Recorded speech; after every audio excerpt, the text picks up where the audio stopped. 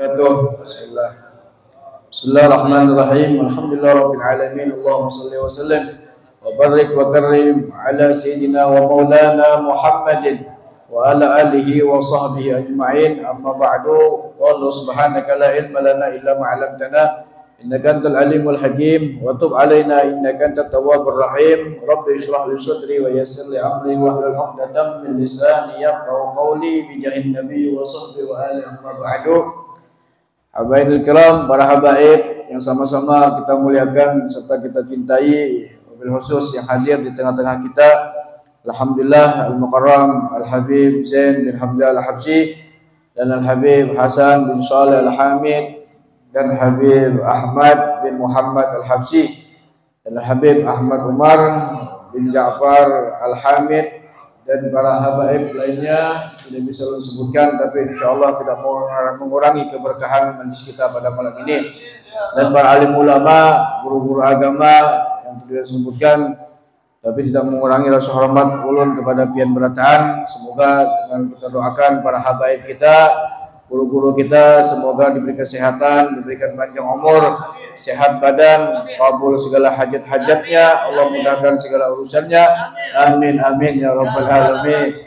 Dan para hadirin wal hadirat yang dirahmati Allah Subhanahu wa taala, alhamdulillah di malam yang mulia ini marilah kita sama-sama selalu memanjatkan rasa puji syukur kehadirat Allah Subhanahu wa taala, di mana kita pada malam ini, malam insyaallah malam penuh berkah, penuh rahmat, dipertemukan kembali dalam keadaan sehat. Mudah-mudahan harapan kita di perkumpulan majlis ini, mudah-mudahan Allah Subhanahu wa taala memberkahi kita, merahmati kita, dan semoga Allah taala mengampuni segala dosa-dosa kita, dosa orang tua kita, keluarga kita, guru-guru kita, dan orang-orang yang kita cintai maupun mereka yang telah mendahului kita. Mudah-mudahan kita doakan mereka berada di alam barzahnya, semoga mendapat rahmat dan ridha Allah, dan dijadikan suatu taman kuburannya taman daripada taman surga Allah Subhanahu wa taala, amin ya rabbal alamin. Shalawat dan salam tak lupa kita aturkan kehadiran junjungan Nabi kita Muhammad sallallahu alaihi wasallam.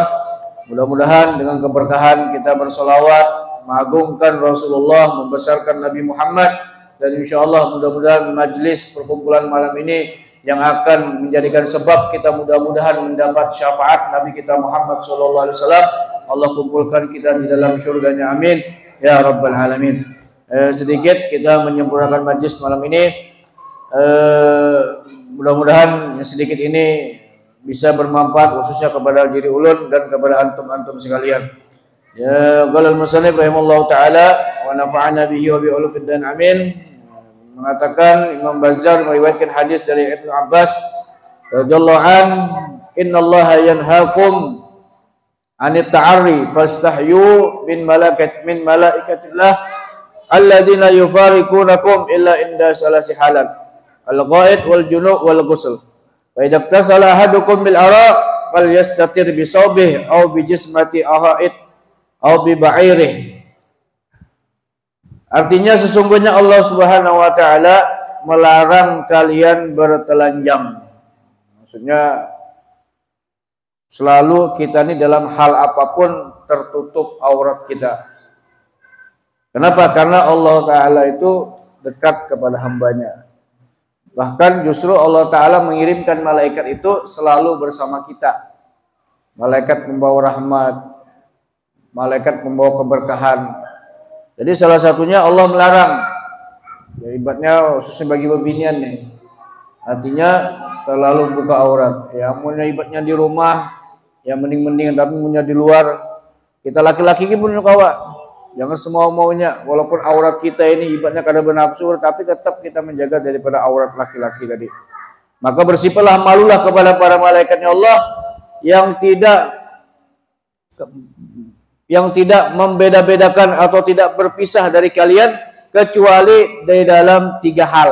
Jadi malaikat ini bersama kita kecuali 3 hal yang malaikat ini jauh dari kita, memisahi kita. Apa? Ketika dalam keadaan berjanabat, junub.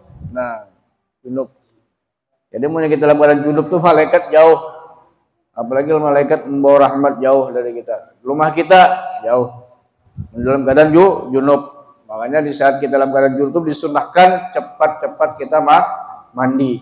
Hadas besar, cepat junub lah, berjanabat.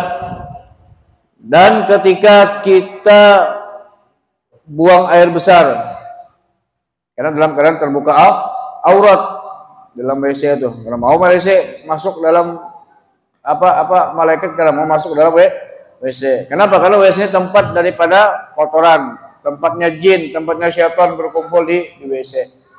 Itu lah.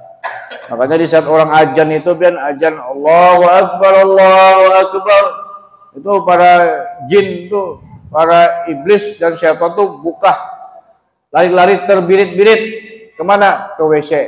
Jadi kita tuh di saat orang azan tuh mau jangan masuk WC. Jadi mau anak bersiap-siap, anak ke masjid atau kayak apapun, sebelum orang azan tuh sudah siap kita. Lah, belakang kita ini sudah orang azan, situ juga WC masuk, padahal tempat kumpulnya daripada syaitan dan jin. Karena tempat berlindungnya di situ. Ini kalau tahan mendengar orang azan tuh. Ya, kalau tahan jin, syaitan tuh bertahannya mendengar orang yang azan. Itulah. Orang yang bahagia anak masuk ke behera, buang air besar, berjanabat, dan ketika mandi. Kenapa? Karena situ kita terbuka aurat. Oleh karena itu apabila salah seorang hendak mandi telanjang, maka hendaklah ia menutup dirinya dengan kain atau dinding atau dengan ontanya. Jadi jangan, dosa kita ini kan ibaratnya ada WC, ada hammam. Nah itu orang dulu ya, bagian ada kada WC kebuka aja. Nah, saking ibaratnya dianjurkan tuh bahasanya dengan tutup, ada onta tuh lah. Di samping onta mandi kita ibaratnya tuh. Saking penting tertutup walaupun di tengah hutan. Jangan ibaratnya semau-maunya lah.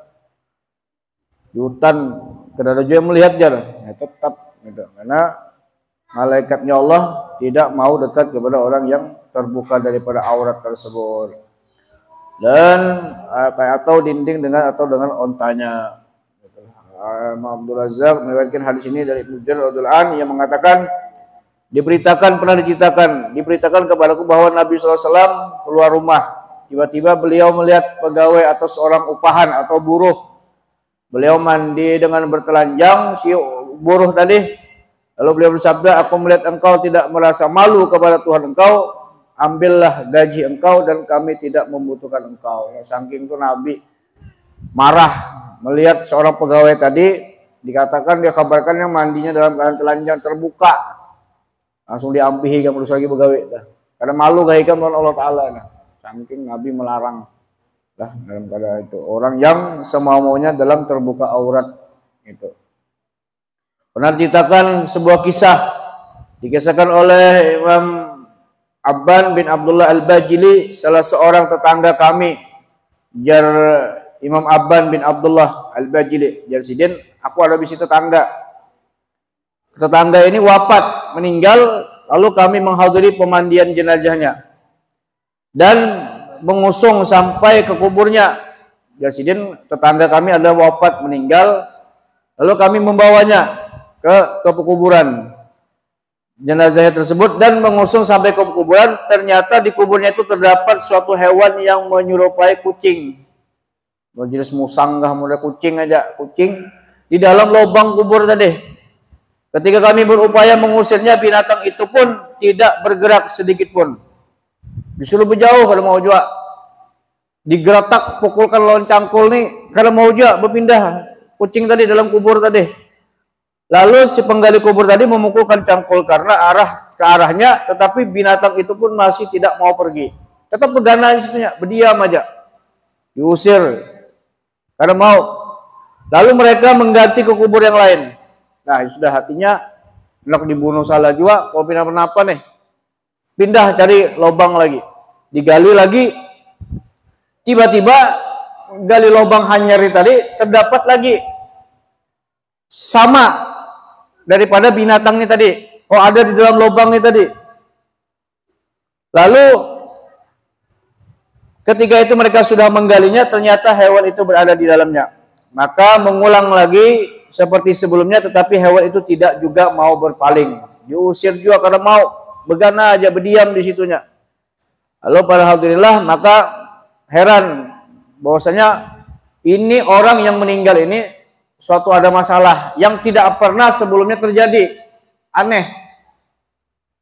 Nah, maka kita saksikan seperti itu. Oleh karena itu kuburkanlah. Jangan ada ujar bahasa kita, ada ulamanya di situ, kiainya, kuburkan aja sudah. Tiba-tiba dikuburkan, mereka menguburkan apa adanya, namun ketika kubur itu telah ditimbun dengan tanah, kami mendengar suara gemeretak tulang yang nyaring. Menurut kita bahasa tulang tuh mana dijepit tuh kayak apa bunyi? Krak gitu. Krak. Dijepit dia bilang. Di dalam kuburnya tadi. Kayak apa kisahnya tuh? Bagaimanakah lalu setelah itu pamanku bersama orang lain datang mengunjungi istrinya, lalu tiba-tiba dikuburkan boleh kayak ke wadah si keluarga almarhum ini tadi. Bahasa kita datangin bininya, ditakuni, dikisahkan kisah-kisah tadi. Kenapa nih sebabnya laki ikam kayak ini? Kami dah 2 kali lobang menemukan seekor binatang yang kadang mau pergi dari lobang tadi. Sehingga setelah itu kapaksa kami kuburkan tulangnya. Kami mendengar suara jerita atau suara tulang yang diremuk setelah dikuburkan tadi. Lalu maka istrinya menjawab, dahulu ia tidak pernah suah mandi janabat. Nah itu aja. Tidak suah mandi junub. Artinya apa? Ini kada paham mandi junub. Nah, itu dia. Umuran kada pernah mandi junub. Ayo. Padahal karena suah belajar. Makanya perlu kita nih belajar hal yang istilahnya bagi mandi janabat jangan sampai disepelekan. Apalagi yang paling diperhatikan nih biasanya orang ini yang paling masalah mandi junub ini yang perlu diperhatikan tuh apa kalau bahasanya itu masrubah. Masrubah nih apa model kita tuh kerucut burit tuh nah perlu tuh dibersihkan. Yalah. Kerucut burit ini paling jarang. Tahunya kita menggisang yang di muka nih aja nah. Padahal kerucut burit itu termasuk hukum zahir. Yalah, minta maaf biasanya nang lamak-lamak nih pinang alih biasanya nah. Banyak sepikang-pikangan itu nang terlipat-lipat tuh nah itu perlu nah. Hati-hati jadi lu mandi junub tuh jadi perhatikan atas bawah zahir yang mana. Apalagi apa tadi masalah pipi yang di bawah pokoknya itu yang penting. Kenapa bila kada sampai masuk menyentuh air ke dalam tersebut maka kada sah ya tadi. Karenanya mandinya kada beres, sembahyangnya kada sah, maka berdosa aja, sembahyang berdosa, mengaji berdosa, masuk ke masjid berdosa aja berumuran. Yaitu akibat tadi kada pernah belajar gara-gara inya kada pernah mandi junub seumur hidup. Tadi disiksa. Jadi sampainya disiksa dipakaikan dengan pakaian api neraka. Dijepit gara-gara kada suah mandi junub. Nah ini. Nah itu jadi perhatikan kita tentang masalah daripada masalah janabat. Nah itu ajalah sedikit kisah ambil itibar pelajaran bagi kita. Mudah-mudahan kita bisa memperhatikan tentang masalah daripada hukum fikihnya. Wallahu a'lam bishawab. Subhanallahi bihamdika asyhadu an la ilaha illa anta astaghfiruka wa atubu ilaik.